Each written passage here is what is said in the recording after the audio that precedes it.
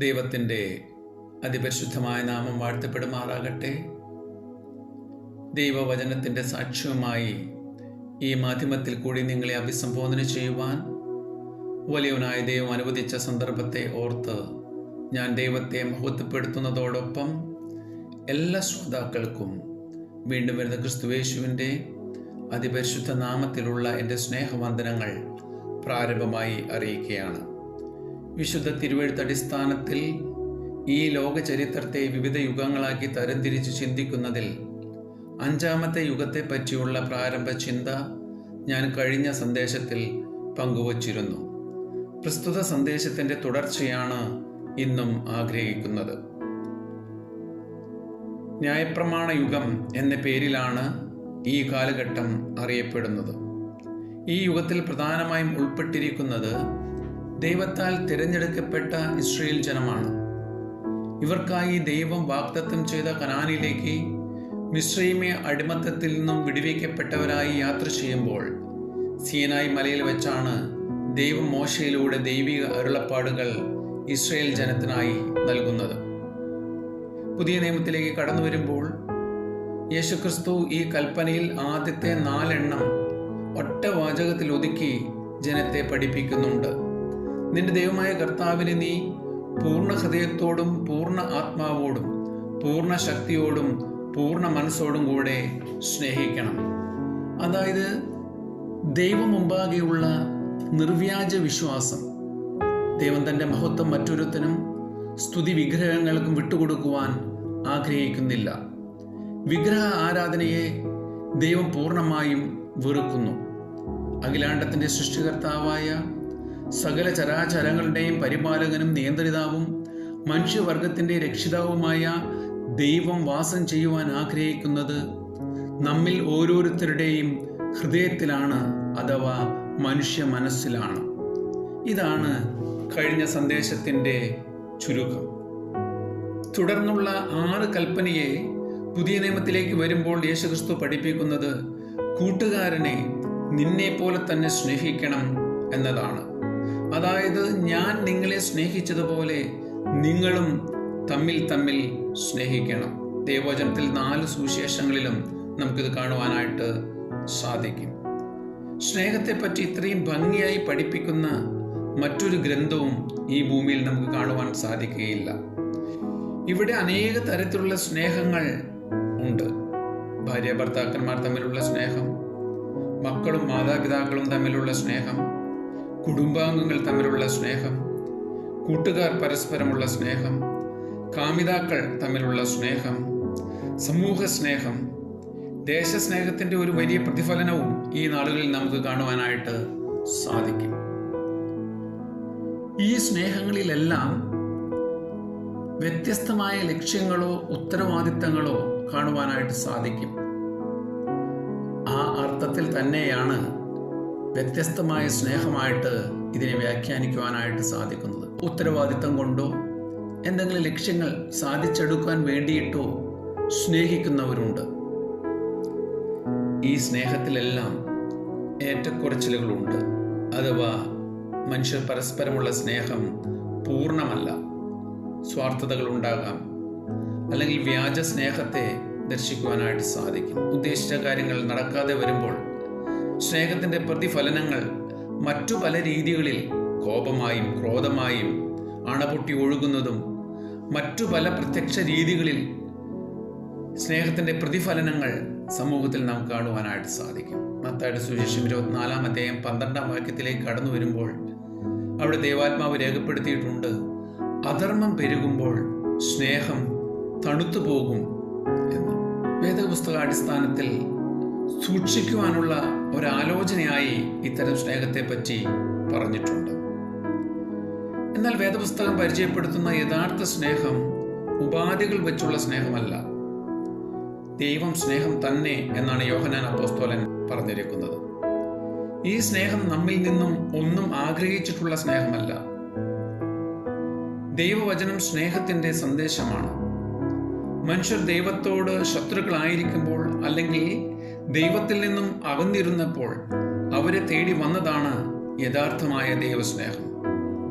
ലോകം ശത്രുക്കളോട് പ്രതികാരത്തിനായിട്ട് ആവശ്യപ്പെടുമ്പോൾ ശത്രുക്കളെ സ്നേഹിപ്പാൻ പഠിപ്പിക്കുന്നതാണ് ദൈവസ്നേഹം.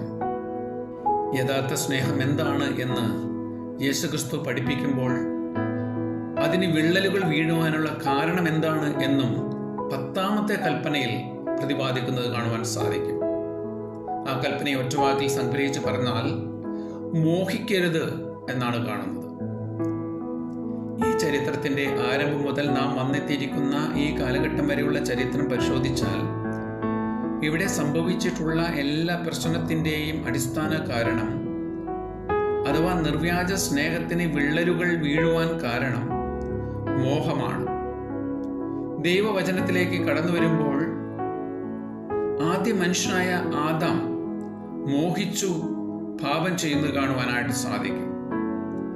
സാത്താന്റെ ചോദ്യത്തിന് മുമ്പിൽ ഹവ്വായിൽ മോഹം ജനിക്കുവാനായിട്ട് ഇടയായി തീർന്നു. ഹവ്വ നോക്കി വൃക്ഷഫലം തിന്നുവാൻ നല്ലതും കാണുവാൻ ഭംഗിയുള്ളതും ജ്ഞാനം പ്രാപിപ്പാൻ കാമ്യവും എന്ന് കണ്ടു. അതായത് സാത്താന്റെ വാക്ക് ചെവികൊണ്ട് ഹവ്വ കേട്ടു, ഉദ്ദിഷ്ട കാര്യത്തെ കണ്ണുകൊണ്ട് കണ്ടു, മനസ്സിൽ അതിനോടുള്ള മോഹം ജനിച്ചു. കാര്യം പ്രാവർത്തിക തലത്തിൽ കൊണ്ടുവരുവാൻ ഹവ്വ ആഗ്രഹിച്ചു. പഴം പറിച്ചു തിന്നു, ഭർത്താവിനും കൊടുത്തു. തെറ്റിപ്പോയെന്ന് പിന്നീട് അവർ തിരിച്ചറിഞ്ഞപ്പോൾ ദൈവസ്നേഹത്തിൽ നിന്നും ഓടി ഒളിച്ചു. ഈ ദൈവസ്നേഹത്തിൽ നിന്ന് ഓടുവാനായിട്ട് അടിസ്ഥാന കാരണമായി നിൽക്കുന്നത് മോഹമാണ്. ദൈവവചനത്തിൽ ഇതുപോലെ അനേക ഉദാഹരണങ്ങളെ നമുക്ക് കാണുവാനായിട്ട് സാധിക്കും. ഇന്ന് നമുക്ക് ചുറ്റും സംഭവിക്കുന്ന കാര്യങ്ങളൊന്ന് വിശകലനം ചെയ്തു നോക്കൂ. വ്യക്തികൾ തമ്മിൽ, കുടുംബത്തിൽ, കുടുംബാംഗങ്ങൾ തമ്മിലുള്ള പ്രശ്നങ്ങൾ, അതുപോലെ തന്നെ സമൂഹത്തിലേക്ക് നോക്കുകയാണെങ്കിൽ അധികാര വടംവലികൾ, രാഷ്ട്രത്തിൽ നടക്കുന്ന ആഭ്യന്തര പ്രശ്നങ്ങൾ, രാഷ്ട്രങ്ങൾ തമ്മിൽ നടക്കുന്ന പ്രശ്നങ്ങൾ, എല്ലാറ്റിൻ്റെയും മൂല കാരണം ഒന്ന് വിലയിരുത്തുകയാണെങ്കിൽ അത് മോഹമാണ്. അത് പല രീതിയിൽ പല തലങ്ങളിൽ പ്രാവർത്തികമാകുന്നു എന്നേ ഉള്ളൂ. നാം നേരത്തെ ചിന്തിച്ചതുപോലെ മോഹം ഇന്ദ്രിയങ്ങളിലൂടെ മനസ്സിൽ പ്രവേശിക്കുന്നു. തുടർന്ന് അത് പ്രാവർത്തികമാക്കുവാനുള്ള പ്രക്രിയ മനസ്സിൽ അങ്കുരിച്ചു വളരുകയാണ്. സമയമാകുമ്പോൾ നേടിയെടുക്കാനുള്ള പ്രക്രിയ മനസാക്ഷി തന്നെ പറഞ്ഞു കൊടുക്കും. ആ ഉത്തരവ് മനുഷ്യൻ നടപ്പിൽ വരുത്തുന്നു. അതിൻ്റെ സമയത്തിൽ ഏറ്റക്കുറച്ചിലുകൾ ഉണ്ടാകാം. ചിലപ്പോൾ ഒരു സെക്കൻഡ് കൊണ്ട് മോഹം പ്രവർത്തിക്കാം. ചിലപ്പോൾ മണിക്കൂറുകളോ ദിവസങ്ങളോ മാസങ്ങളോ മോഹം മനസ്സിൽ സൂക്ഷിച്ച് സമയം കിട്ടുമ്പോൾ അത് അതിൻ്റെ പ്രവൃത്തി നടത്തും. മോഹത്തിൻ്റെ പരിണിത ഫലമായിട്ട് എത്ര ആത്മഹത്യകളാണ് സമൂഹത്തിൽ നടന്നിട്ടുള്ളത്. എത്ര കുടുംബ ബന്ധങ്ങൾ ഛിന്നഭിന്നമായിട്ടുണ്ട്. സമൂഹത്തിൽ എത്ര അധികാരങ്ങൾ തകിടം മറിഞ്ഞിട്ടുണ്ട്. അതുകൊണ്ടാണ് വിശുദ്ധ വേദപുസ്തകത്തിലേക്ക് കടന്നു വരുമ്പോൾ യാക്കോബ് അപ്പോസ്തലൻ 1-ാം അധ്യായം 15-ാം വാക്യത്തിൽ പറയുന്നത്, മോഹം ഗർഭം ധരിച്ച് പാപത്തെ പ്രസവിക്കുന്നു, പാപം മുഴുത്തിട്ട് മരണത്തെ പെറുന്നു. എത്രയോ വ്യക്തമായിട്ടാണ് മോഹത്തിന്റെ അപകടത്തെപ്പറ്റി വിശുദ്ധ ബൈബിൾ വിശദീകരിച്ചിരിക്കുന്നത്. യാക്കോബ് അപ്പോസ്തലൻ 1-ാം അധ്യായം 14-ാം വാക്യത്തിൽ ഇങ്ങനെ പറഞ്ഞിട്ടുണ്ട്, ഓരോരുത്തൻ പരീക്ഷിക്കപ്പെടുന്നത് സ്വന്തം മോഹങ്ങളാൽ ആകർഷിച്ച് വശീകരിക്കപ്പെടുന്നതിനാലാണ്. വശീകരിക്കുന്നത് ആരാണ്? പാപത്തിലേക്ക് മനുഷ്യനെ നയിക്കുന്നത് ആരാണ്? അത് പിശാചാണ്. അതുകൊണ്ട് ജഡമോഹം, കൺമോഹം, ജീവനത്തിന്റെ പ്രതാപം, ഇങ്ങനെയുള്ള ലോകത്തിലെ എല്ലാം ദൈവത്തിങ്കിൽ നിന്നല്ല, ലോകത്തിൽ നിന്നുമാകുന്നു എന്ന് 1 യോഹന്നാൻ 2-ാം അധ്യായം 16-ാം വാക്യത്തിൽ നമുക്ക് കാണുവാനായിട്ട് സാധിക്കും. അതുകൊണ്ട് ദൈവം തന്നിൽ ആശ്രയിക്കുന്നവർക്ക് വിലയേറിയതും അതിമഹത്വമായ വാഗ്ദത്തങ്ങളും തന്നിട്ടുണ്ട്. എന്തിനു വേണ്ടിയാണിത്? ലോകത്തിന്റെ മോഹത്താലുള്ള നാശം വിട്ടൊഴിഞ്ഞ് ദിവ്യ സ്വഭാവത്തിന് കൂട്ടാളികളായിട്ട് ഈ ഭൂമിയിൽ ജീവിക്കുവാനാണ് എന്ന് 2 പത്രോസ് 1-ാം അധ്യായത്തിന്റെ 4-ാം വാക്യത്തിൽ നമുക്ക് കാണുവാനായിട്ട് സാധിക്കും. ദൈവത്താൽ തിരഞ്ഞെടുക്കപ്പെട്ട വാഗ്ദത്ത സന്തതികളാകുന്ന ഇസ്രായേൽ ജനം അവരുടെ യാത്രയിലും വാഗ്ദത്ത ദേശത്ത് പ്രവേശിച്ചപ്പോഴും ദൈവസ്നേഹത്തിൽ നിന്നും അകന്നുപോയി ചുറ്റുപാടുമുള്ള കാര്യങ്ങളെ മോഹിച്ച് ലോകത്തിലേക്ക് ഇറങ്ങി ദൈവവ്യവസ്ഥയ്ക്ക് മറുതലിച്ച് പ്രവർത്തിക്കുവാനായിട്ട് ഇടയായിത്തീർന്നു. അങ്ങനെ തെറ്റ് ചെയ്ത ജനത്തെ ദൈവത്തിങ്കിലേക്ക് മടക്കി വരുത്തുവാൻ വേണ്ടിയിട്ട് ദൈവം പല പ്രാവശ്യവും ദൈവത്താലുള്ള സന്ദേശവുമായി പ്രവാചകന്മാരെ അവരുടെ ഇടയിലേക്ക് അയച്ചു. എന്നാൽ അങ്ങനെയുള്ള ദൈവശബ്ദം പോലും കേൾക്കുവാൻ അവർ തയ്യാറാകാതെ അവർ ദൈവത്തോട് മറുതലിച്ച് ലോകമോഹത്തിലേക്ക് ഇറങ്ങിപ്പോയി. അതുകൊണ്ടാണ് ശമൂവേൽ പ്രവാചകനോട് ദൈവം പറയുന്നത്, അവർ നിന്നെയല്ല, ഞാൻ അവരെ ഭരിക്കാതിരിക്കേണ്ടതിന് എന്നെയാണ് ത്യജിച്ചിരിക്കുന്നത്. അർത്ഥം, ഈ ലോക സ്നേഹം അല്ലെങ്കിൽ ഈ ലോകത്തിൻ്റെ മോഹം ദൈവത്താൽ തിരഞ്ഞെടുക്കപ്പെട്ട ഇസ്രായേൽ ജനത്തിൻ്റെ ജീവിതത്തിലേക്ക് കടന്നു വന്നപ്പോൾ അവരെ നടത്തിക്കൊണ്ടുവന്ന ദൈവത്തെ അല്ലെങ്കിൽ ആ ദൈവ സ്നേഹത്തെ അവർ മറന്ന് ലോകത്തിലേക്ക് ഇറങ്ങുവാൻ ഇടയായിത്തീർന്നു. മിസ്രയീമിലെ അടിമത്തത്തിൽ നിന്ന് അവർ പുറപ്പെടുമ്പോൾ 12 ഗോത്രങ്ങളായിട്ടാണ് പുറപ്പെടുന്നത്. എന്നാൽ അമിതമായ ലോകസ്നേഹം അവരിലേക്ക് പ്രവേശിച്ചപ്പോൾ അവർ ദൈവത്താലുള്ള നടത്തിപ്പിനെ തള്ളി ലോകപ്രകാരമുള്ള രാജാവിനെ അവർ ആവശ്യപ്പെട്ടു. ഒടുവിൽ ഇസ്രായേൽ ജനം 2 രാഷ്ട്രമായിട്ട് പിരിയുവാൻ ഇടയായിത്തീർന്നു, യഹൂദ എന്നും ഇസ്രായേൽ എന്നും. വീണ്ടും അവർ പാപം ചെയ്ത് ദൈവവ്യവസ്ഥയ്ക്ക് എതിരെ പ്രവർത്തിച്ചു. ലോകവുമായിട്ട് ഇടകലർന്ന് ഇസ്രായേൽ ജനം ബന്ധം സ്ഥാപിക്കുവാൻ ഇടയായിത്തീർന്നു. അങ്ങനെ ചരിത്രത്തിൽ ഇസ്രായേൽ എന്നൊരു രാഷ്ട്രം ഇല്ലാതെയായിപ്പോയി. യഹൂദ രാഷ്ട്രവും അതുപോലെ തന്നെ ദൈവവ്യവസ്ഥയോട് മറുതലിച്ചപ്പോൾ അനേക യഹൂദർ രക്തസാക്ഷികളായിട്ട് മരിക്കേണ്ടി വന്നു. അവർക്ക് അവരുടെ സ്വന്തം ദേശം നഷ്ടപ്പെട്ടു. മറ്റു ദേശങ്ങളിലേക്ക് അവർ അടിമകളായിട്ട് പോകേണ്ടതായി വന്നു. ഇതെല്ലാം ലോക ചരിത്രത്തിലേക്ക് നാം കടന്നു വന്ന് പഠിക്കുമ്പോൾ നമുക്ക് മനസ്സിലാക്കുവാൻ സാധിക്കുന്ന വസ്തുതയാണ്. എന്നാൽ അതിൽ അല്പം പേരെങ്കിലും ദൈവവ്യവസ്ഥയെ യഥാർത്ഥമായിട്ട് അംഗീകരിച്ച് അവരായിരിക്കുന്ന സ്ഥാനത്ത് പോലും ദൈവത്തെ മഹത്വപ്പെടുത്തി ജീവിച്ചപ്പോൾ അവരോടുള്ള ദൈവീക വാഗ്ദത്തം ദൈവം തുടർന്ന് ഓർക്കുകയും അവർക്ക് സ്വന്തമായി നമ്മുടെ ഈ തലമുറയിൽ ഒരു രാഷ്ട്രം ദൈവം നൽകുകയും ചെയ്തു. അതാണ് ഇന്ന് നാം കാണുന്ന ഇസ്രായേൽ രാഷ്ട്രം. 5ാമത്തെ യുഗവും അവസാനിക്കുമ്പോൾ ദൈവത്തിൻ്റെ ഒരു പ്രത്യേക കരുതലിൻ്റെയും അതേസമയം ദൈവത്താലുള്ള കൈവിടപ്പെടലിൻ്റെയും 2 പ്രവൃത്തികൾ ഈ യുഗത്തിലും നമുക്ക് കാണുവാനായിട്ട് സാധിക്കും. മറ്റു യുഗങ്ങളിൽ നിന്നും വ്യത്യസ്തമായ ഒരു രീതിയാണ് നമുക്കിവിടെ കാണുവാൻ സാധിക്കുന്നത്. ഇവിടെ ദൈവത്താൽ കൈവിടപ്പെടുന്നത് ദൈവപുത്രനായ യേശുക്രിസ്തുവും ദൈവത്താൽ ചേർത്തുകൊള്ളപ്പെടുന്നത് പാപം ചെയ്ത് ദൈവത്തിൽ നിന്നും അകന്നു ജീവിക്കുന്ന മനുഷ്യവർഗവുമാണ്. ദൈവം സ്നേഹം തന്നെ. എന്താണ് യഥാർത്ഥ ദൈവസ്നേഹമെന്ന് ദൈവം യേശുക്രിസ്തുവിലൂടെ വെളിപ്പെടുത്തി തന്നു. ഈ ലോകത്തിന്മേലുള്ള പിശാചിൻ്റെ സ്വാധീനത്തെ ദൈവം കാൽവരിയുടെ ക്രൂശിൽ ഇല്ലാതാക്കി. ഒരു മനുഷ്യൻ ദൈവം മുമ്പാകെ എങ്ങനെ ജീവിക്കണം എന്നതിൻ്റെ സംഗ്രഹമാണ് ന്യായപ്രമാണ യുഗം. എന്നാൽ പുതിയ നിയമത്തിലേക്ക് വരുമ്പോൾ റോമാലേഖനം 3-ാം അധ്യായം 20-ാം വാക്യം പൗലോസ് അപ്പോസ്തലൻ വിശദീകരിക്കുന്നു, ന്യായപ്രമാണത്താൽ ഒരു ജഡവും ദൈവം മുമ്പാകെ നീതീകരിക്കപ്പെടുന്നില്ല. കാരണം യാക്കോബ് അപ്പോസ്തലൻ 2-ാം അധ്യായം 11-ാം വാക്യത്തിൽ പറയുന്നത്, ഒരുത്തൻ ന്യായപ്രമാണം മുഴുവനും അനുസരിച്ച് നടന്നിട്ട് ഒന്നിൽ തെറ്റിയാൽ അവൻ സകലത്തിനും കുറ്റക്കാരനായി തീർന്നു. അതുകൊണ്ട് ന്യായപ്രമാണം പാപത്തെ ബോധ്യപ്പെടുത്തുന്നതാണ്. എന്നാൽ പാപികളാകുന്ന മനുഷ്യവർഗത്തിൻ്റെ ആത്മരക്ഷയ്ക്ക് ദൈവം ഒരുക്കിയ വഴി അഥവാ ദൈവസ്നേഹത്തിൻ്റെ പ്രദർശനം ന്യായപ്രമാണമല്ല, കാൽവറിയിലെ ക്രൂശാണ്. 1 യോഹന്നാൻ 3-ാം അധ്യായം 1-ാം വാക്യത്തിൽ നാം വായിക്കുന്നു, കാണുവിൻ, നാം ദൈവമക്കളെന്ന് വിളിക്കപ്പെടുവാൻ പിതാവ് നമുക്ക് എത്ര വലിയ സ്നേഹം നൽകിയിരിക്കുന്നു. 1 യോഹന്നാൻ 4-ാം അധ്യായം 10-ാം വാക്യം, നാം ദൈവത്തെ സ്നേഹിച്ചതല്ല, അവൻ നമ്മെ സ്നേഹിച്ചു, തൻ്റെ പുത്രനെ നമ്മുടെ പാപങ്ങൾക്ക് പ്രായശ്ചിത്തമായി അയച്ചതുകൊണ്ട് നമ്മോടുള്ള ബന്ധത്തിൽ സാക്ഷാൽ ദൈവസ്നേഹം എന്താണ് എന്ന് ദൈവം കാൽവരിയുടെ ക്രൂശിൽ പ്രദർശിപ്പിച്ചു കഴിഞ്ഞു.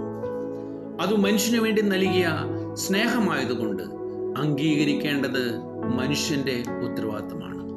കാൽവരിയുടെ ഉന്നതത്തിൽ മനുഷ്യവർഗത്തിന്റെ ശിക്ഷ യേശുക്രിസ്തു പൂർണ്ണമായിട്ടും ഏറ്റെടുക്കുമ്പോൾ സകലരാലും കൈവിടപ്പെട്ടവനായ ഒരു നിലവിളിയുടെ ശബ്ദം നമുക്ക് കേൾക്കുവാനായിട്ട് സാധിക്കും. എൻ്റെ ദൈവമേ, എൻ്റെ ദൈവമേ, നീയും എന്നെ കൈവിട്ടത് എന്ത്? അക്കാലത്ത് അനേക നന്മകൾ കൈപ്പറ്റിയ ജനവും ആ സമൂഹവും അവിടുത്തെ നിയമവ്യവസ്ഥകളും ഒന്നുപോലെ യേശുക്രിസ്തുവിനെ കൈവിട്ടപ്പോൾ, പാപത്തിന്റെ ശിക്ഷ പൂർണ്ണമായിട്ടും ദൈവം യേശുക്രിസ്തുവിന്മേൽ ചുമത്തിയപ്പോൾ, പിതാവായ ദൈവവും യേശുക്രിസ്തുവിനെ കൈവിട്ടു. എന്തിനു വേണ്ടി? പാപികളാകുന്ന മനുഷ്യവർഗത്തെ ദൈവത്തോട് അടുപ്പിക്കുവാൻ യേശുക്രിസ്തുവിനെ പിതാവാം ദൈവവും കൈവിട്ടു. അഞ്ചാമത്തെ യുഗം അവസാനിക്കുമ്പോൾ ദൈവം യേശുക്രിസ്തുവിനെ കൈവിട്ട് പാപികളാകുന്ന ദൈവസന്നിധിയിൽ നിന്ന് അകന്നുപോയ മനുഷ്യവർഗത്തെ ദൈവത്തോട് അടുപ്പിക്കുവാൻ ഒരുക്കിയ രക്ഷണ വേലയാണ് കാൽവറിയിലെ ക്രൂശ്. ദൈവ ക്രോധത്തിൻ്റെ പാപത്തിൻ്റെ വലിയ ശിക്ഷ കാൽവറിയുടെ ഉന്നതങ്ങളിൽ നമുക്ക് ദർശിക്കുവാനായിട്ട് സാധിക്കും. ദൈവസ്നേഹത്തിൻ്റെ വലിയ പ്രദർശനം കാൽവറിയുടെ ഉന്നതങ്ങളിൽ നമുക്ക് ദർശിക്കുവാനായിട്ട് സാധിക്കും. ഈ സത്യം തിരിച്ചറിഞ്ഞ് ഒരു വ്യക്തി യേശുക്രിസ്തുവിനെ സ്വന്തം രക്ഷിതാവും കർത്താവുമായി ഹൃദയത്തിൽ അംഗീകരിക്കുമ്പോൾ ദൈവം അവരെ തൻ്റെ സന്നിധിയിലേക്ക് ചേർത്തണക്കും. പുത്രനിൽ അഥവാ യേശുക്രിസ്തുവിൽ വിശ്വസിക്കുന്നവന് നിത്യജീവനുണ്ട്. എന്നാൽ ഈ സത്യം അനുസരിക്കാത്തവനോ അവൻ ജീവനെ കാണുകയില്ല. ദൈവം യേശുക്രിസ്തുവിനെ കൈവിട്ടത് പാപികളാകുന്ന മനുഷ്യവർഗത്തിൻ്റെ രക്ഷയ്ക്ക് വേണ്ടിയിട്ടാണ്, അവർക്ക് നിത്യജീവൻ നൽകുവാൻ വേണ്ടിയിട്ടാണ്. ദൈവം ആ വിശ്വാസത്താൽ രക്ഷ എന്ന വലിയ പ്രവൃത്തി ഇന്നും ചെയ്തുകൊണ്ടിരിക്കുകയാണ്. ആര് ക്രൂശിന്റെ അടുക്കിലേക്ക് വിശ്വാസത്താൽ കടന്നു വന്നു സ്വന്തം പാപത്തെ ദൈവസന്നിധിയിൽ ഏറ്റുപറഞ്ഞ് വിശ്വാസത്താൽ യേശുക്രിസ്തുവിനെ രക്ഷിതാവും കർത്താവുമായി ഹൃദയത്തിൽ അംഗീകരിക്കുന്നു, ആ വ്യക്തി ദൈവരാജ്യത്തിന് ഓഹരിക്കാരനായിത്തീരും. ന്യായപ്രമാണ യുഗം അവസാനിക്കുമ്പോൾ ദൈവം നമ്മളോട് വെളിപ്പെടുത്തുന്ന സത്യം, ന്യായപ്രമാണത്തിന്റെ പ്രവൃത്തികളാൽ ഒരു ജഡവും ദൈവസന്നിധിയിൽ നീതീകരിക്കപ്പെടുന്നില്ല. ന്യായപ്രമാണം പാപത്തെ പറ്റി ബോധ്യം തരുമ്പോൾ കാൽവറിയിലെ ക്രിസ്തുവിന്റെ ക്രൂശ് മനുഷ്യവർഗത്തിന് നിത്യജീവൻ വാഗ്ദത്തം ചെയ്യുന്നു. വിശ്വാസത്താൽ ഈ സത്യം അംഗീകരിച്ച് പ്രത്യാശയുടെ ഓഹരിക്കാരനായി ദൈവരാജ്യത്തിന്റെ അവകാശിയായി തീരുവാൻ ഈ ലഘു സന്ദേശം മുഖാന്തരമാകട്ടെ. ദൈവം എല്ലാവരെയും ധാരാളമായിട്ട് അനുഗ്രഹിക്കട്ടെ. ദൈവനാമം ഇന്നും എന്നേക്കും വാഴ്ത്തപ്പെടുമാറാകട്ടെ.